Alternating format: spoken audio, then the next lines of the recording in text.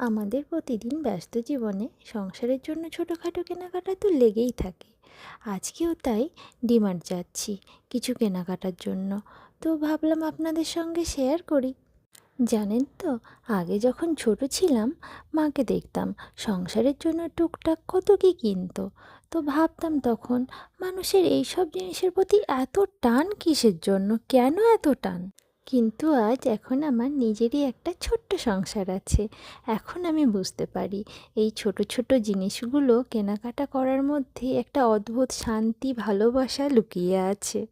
নিজের হাতের পছন্দের জিনিস দিয়ে ঘরটাকে একটু একটু করে সাজানো, যেন নিজের স্বপ্নটাকে সুন্দর করে সাজানো। আগে যখন সাজগোজের জিনিস বা নিজের শখের জিনিস কিনতাম, তখনও কিন্তু আমি ভাবিনি যে আমি অন্য সবার মতো এই সংসারের জিনিসের ভালোবাসায় পড়ে যাব। কিন্তু এখন পুরোই উল্টোটা। সংসারের জিনিসই বেশি কেনা হয়, নিজের শখের জিনিস খুবই কম। এইভাবেই কিনতে কিনতে অনেক সময় আমি লক্ষ্য করি আমার প্রয়োজন না থাকা সত্ত্বেও অনেক কিছু আমি কিনে ফেলি, যেগুলো হয়তো আমার সেভাবে প্রয়োজনে লাগবেই না।